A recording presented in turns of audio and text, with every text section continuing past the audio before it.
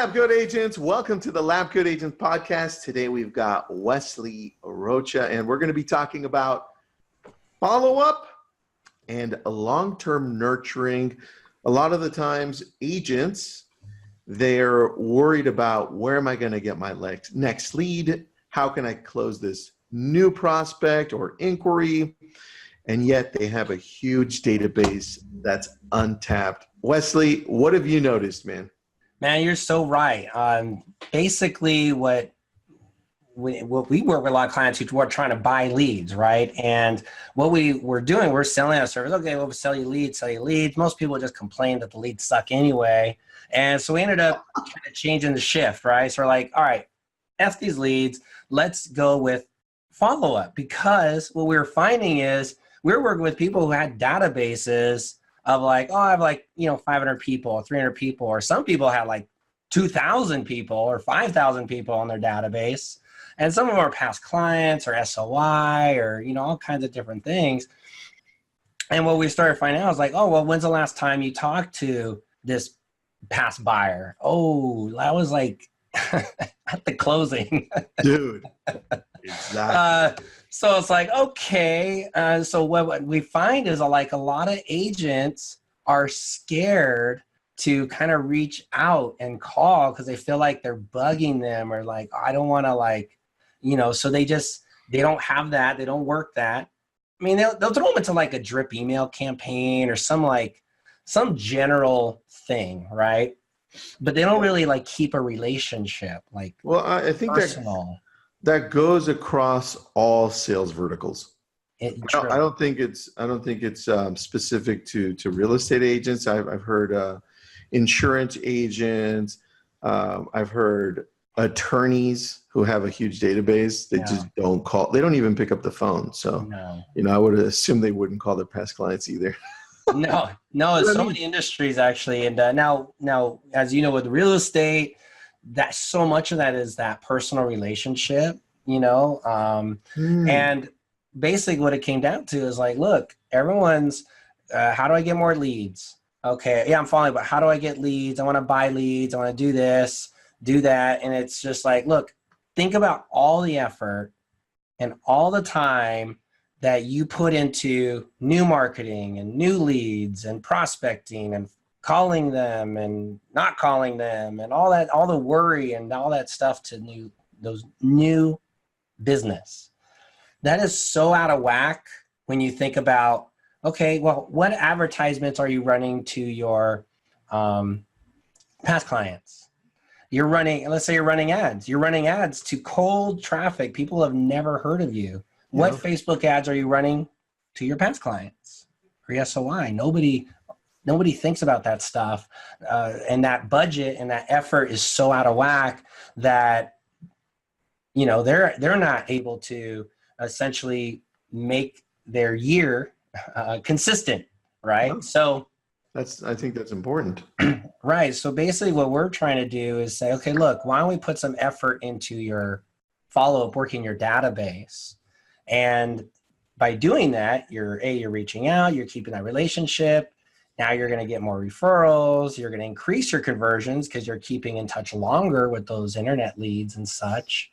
And obviously your income is going to go up. So that's the key. And one of the ways we do that would be with like retargeting. A lot of people aren't familiar with it. And I know you are, but can you explain to people that are listening and what is retargeting? Some of you guys may be familiar with it, but basically retargeting allows you to, let's say on Facebook or Google or whatnot, it allows you to place ads in front of people who have already like interacted with maybe your website or landing page, or even on Facebook, you have something called custom audiences. And with custom audiences, what you're able to do actually is take all your contacts or your database and upload it into Facebook and basically create an audience from that. So if you wanted, you can get granular. You can create a past buyer audience and a seller audience and your Zillow lead audience and all that stuff. And then you could then buy ads to put in front of that audience. Now, the cool part is this is just an audience of maybe 2, 3, 4, 5,000 people at the most. Most people have just a few hundred. Think about how much it costs to advertise to them. It's so cheap. We're talking about, 15 bucks a month, if that. That's if you're doing 5,000. And that's plenty. And they see your ad plenty. So that's kind of the way that we've been doing it for our clients, is doing that, because, man, email, those email is so freaking overloaded and nobody's opening them anymore. Even if you get a 10% or 18% open rate, that's still 80% of people don't see your message.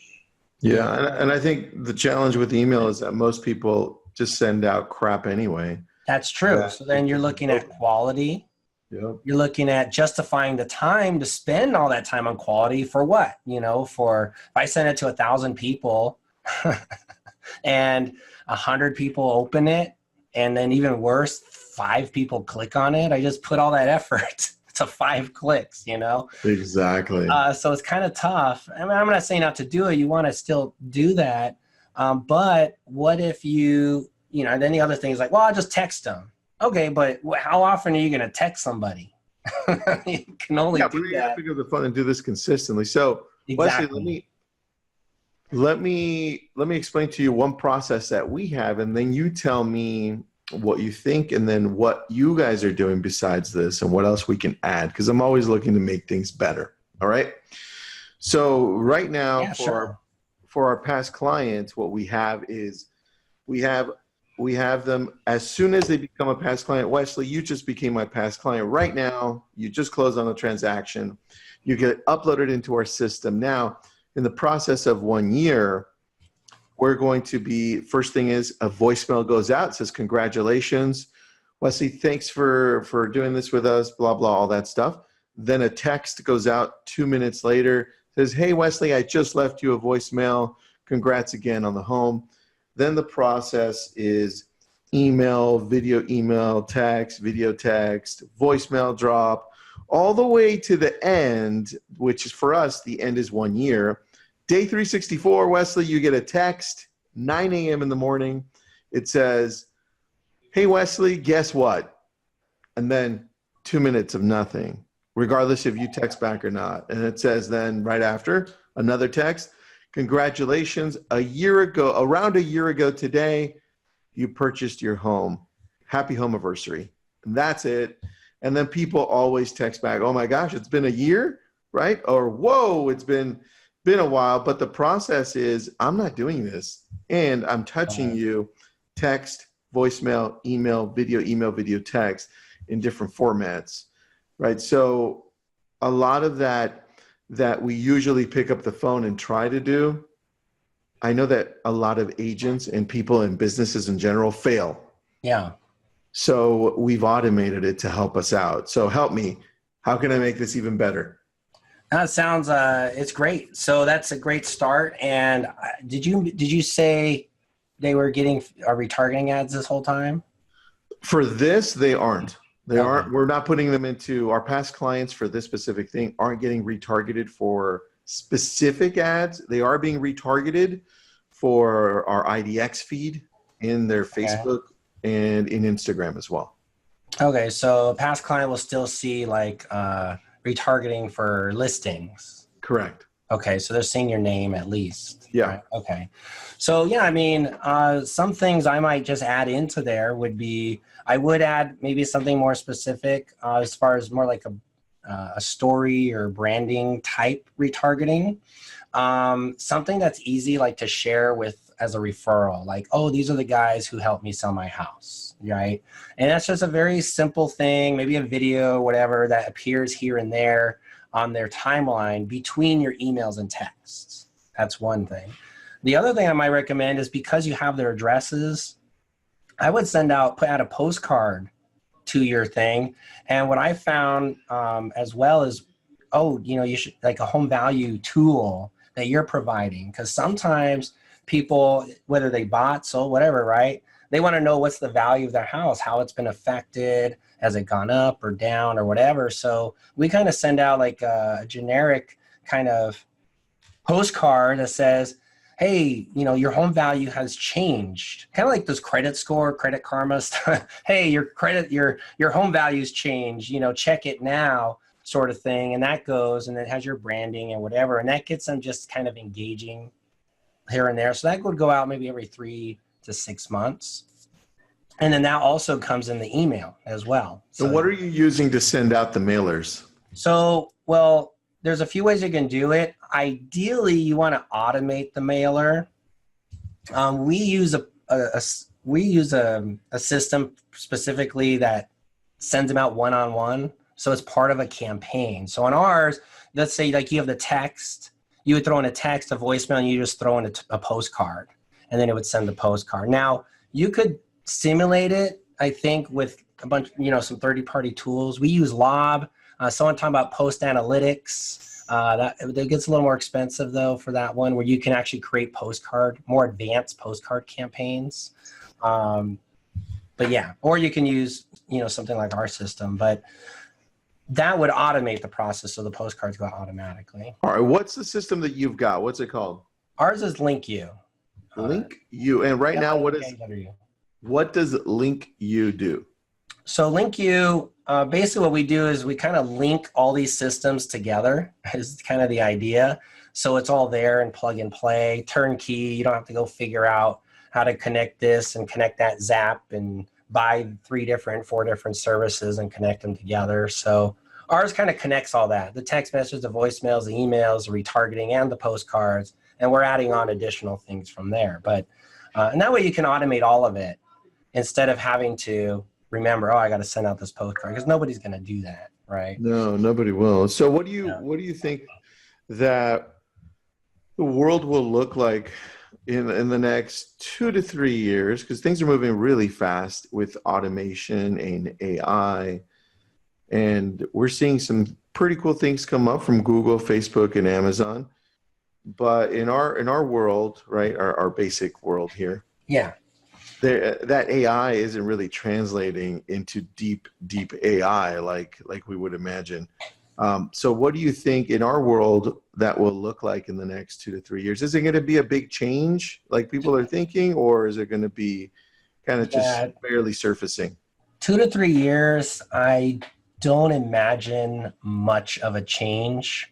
And AI right now is more, to me, the automation AI are the kind of like the buzzwords, right? Everyone's like, oh yeah, I need AI and automation and AI automation, this and that. And, most of those turn out to be like if-then statements.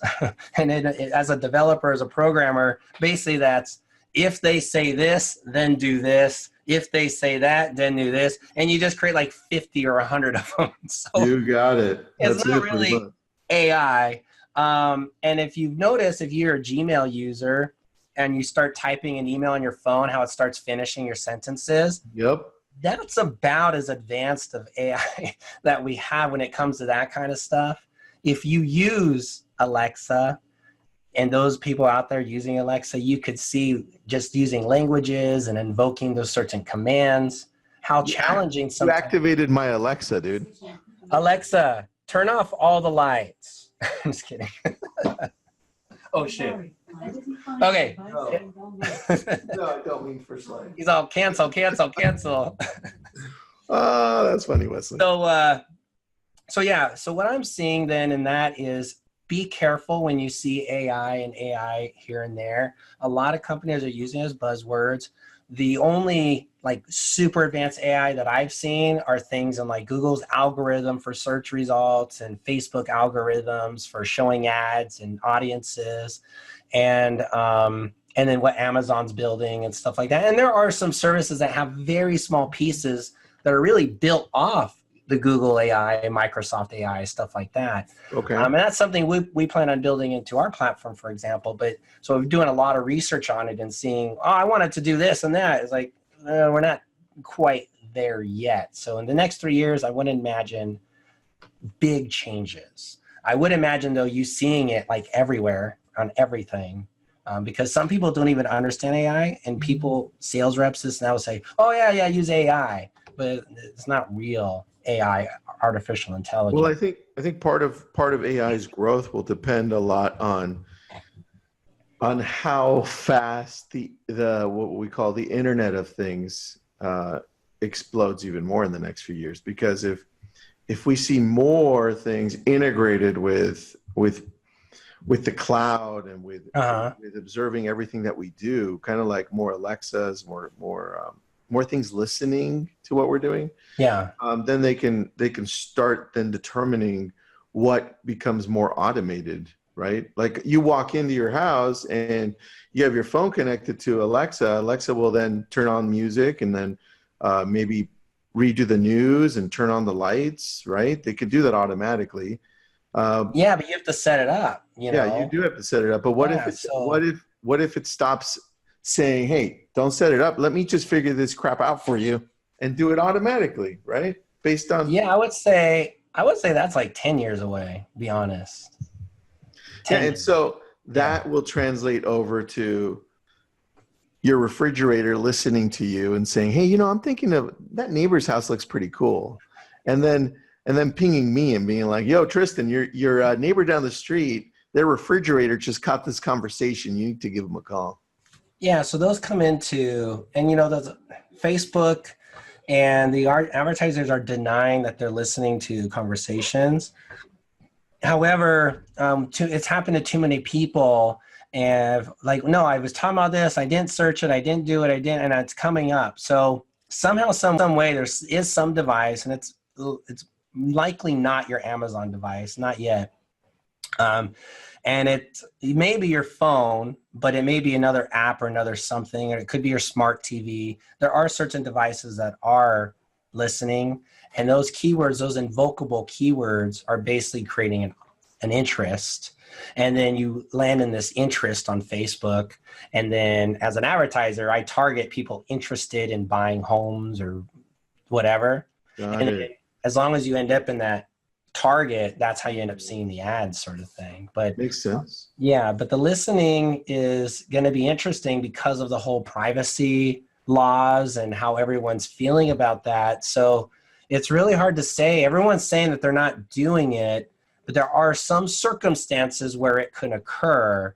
And I think right now, people just assume that Alexa's listening to everything, and if you joking around, I'm gonna kill you. Not really. We're just joking. We turn to Alexa and just call, but and let them know. But I think people are a little over paranoid right now because it's not quite there. But hey, the next few years.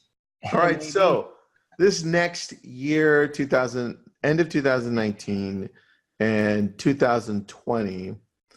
What should agents be focused on doing more of as we're in the middle of this big tech shift?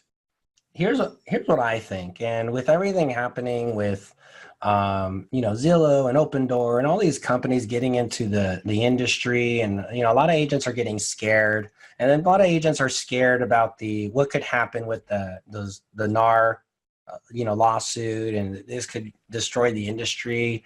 What it's going to end up coming down to, and there's probably a better example, but people still pay someone to find them dates, right? Matches. Yep. Because it's a lot of work. So now that's obviously a much higher end service, but real estate is going to have its place, and it's going to be a long time before it completely shifts. But it is shifting. But what it's going to come down to is newer leads are going to be more difficult because it's going to be very crowded.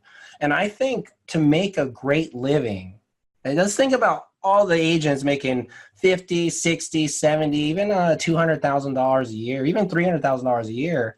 If all they did was focus on their database and had just a stream of new leads coming in, that would be enough for years on to basically have that recurring, because now you have that relationship. If you I just get the new leads and you don't maintain those relationships, then you're not going to survive in the new world of real estate, to me, because it's going to become more related. And that's the one thing you can't replace is if you're my agent, Tristan, and I feel like you're my friend, right? It would be like breaking up with you if I decided to go and use an open door or a something, because I would feel like I'm betraying you. So I would almost think, how do I turn this more into relationship? And one thing an example is one agent we were working with, she had a database, never worked them. 5 years later, she starts working them. Let's say she did like 300 grand or so last year. Okay. This year alone, in last month, she did 125 or something like $1,000 in 1 month. Wow. And she's already gonna like double, triple, quadruple her revenue or her commissions just by working her database. And it was hard for her to do it, but she like mindset, not hard physically, mindset. And what she actually ended up doing was she started, hey, let's go have coffee. Let's go out to lunch. Now she's actually building personal relationship. Mm-hmm. So once you have that, it's going to be a whole different ball game when, Zillow can't just come snatch them away. Mm-hmm. So to me, follow up and building those relationships and making it more of a relationship, friendship type thing, mm-hmm. That to me, and I could be wrong, but that to me is going to play a big role in how the business and the people who are going to stay in the industry. All right, dude, I'm 100% with you on that. Okay, good. Job on that. So tell me then, as we're wrapping up here, LinkU Realty, that's you or no? Yeah, that is ours. Okay. We are in a name change because everyone seems to be like, I thought you were a real estate company. Right? Yeah, exactly. I had someone say the other day, "Oh, I can't do business with you. It's a conflict of interest." Dude, I know. I get that. Yeah. So I'm looking at this here, LinkU Realty. That's Link and then U as in the letter. Correct. And then Realty. I see 3 different prices if I want to go annually. You got the digital follow-up for $499, the digital follow-up for $199, and the digital follow-up Pro for $299. I'm looking at the Pro one. Tell me why I should go with that one. This is for me personally.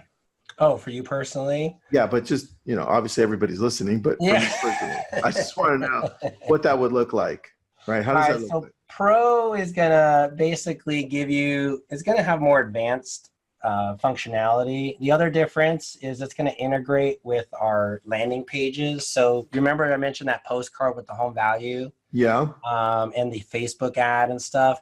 Mm-hmm. And then some of the emails that go out, those require landing pages to do the home value, to do the call to action sort of thing. So those ones are a little more advanced of the campaign. So that's what Pro would be.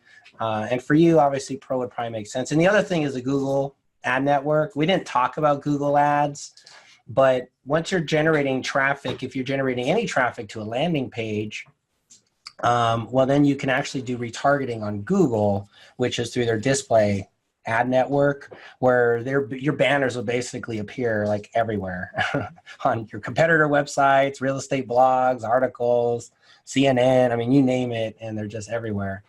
And that would be really cool, dude. Yeah. I'm looking at it. You got the automatic follow-up. What's the automatic follow-up look like?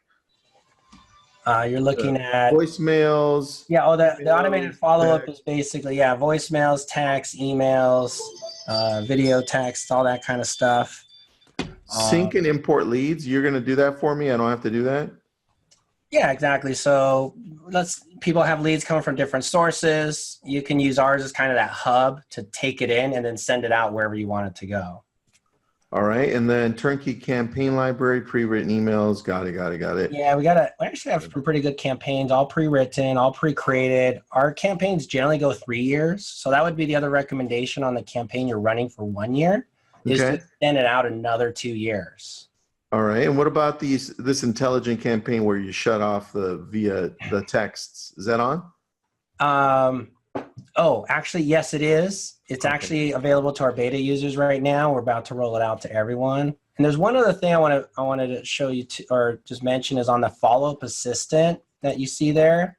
Yep. One thing we noticed is a lot of agents, and you may be using this or whatever, but they'll have all their leads and they want to start following up like right now today. Well, what they would do is they would add, let's say 1,000 or 2,000 leads into that system, whatever CRM or follow up, and then they launch it for everyone all in the same day. Yeah. And So separate question. These mailings, they go out. How many go out? How many is part of the price, or do I have to pay separately? the postcards are billed separately, one per, 50 cents each. So All right.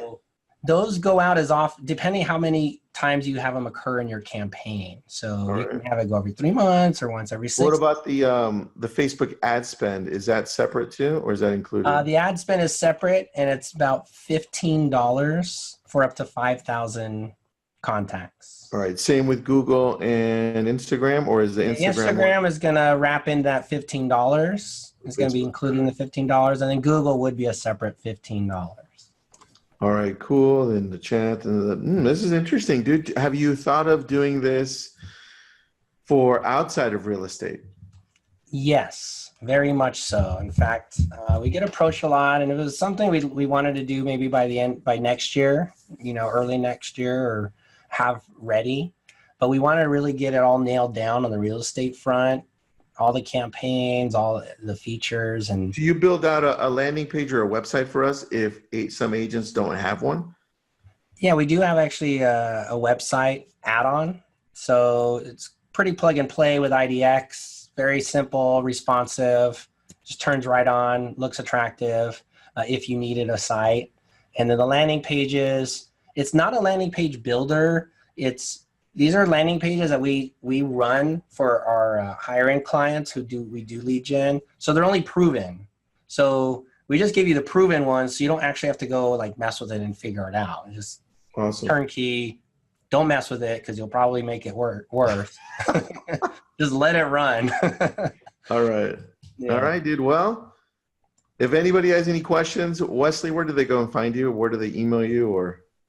Sure. Basically, Wesley at linkusystems.com is my email, or LinkU Realty or LinkU, whatever. But it's probably best just to reach me out on Facebook, there's contact links all over the place. That's pretty much it, man. LinkU, just search Cool. LinkU. All right, Wesley. Well, thank you so much. Appreciate it. And I know we're going to be talking some more. So Yeah, for sure. Sounds Thanks, cool. man.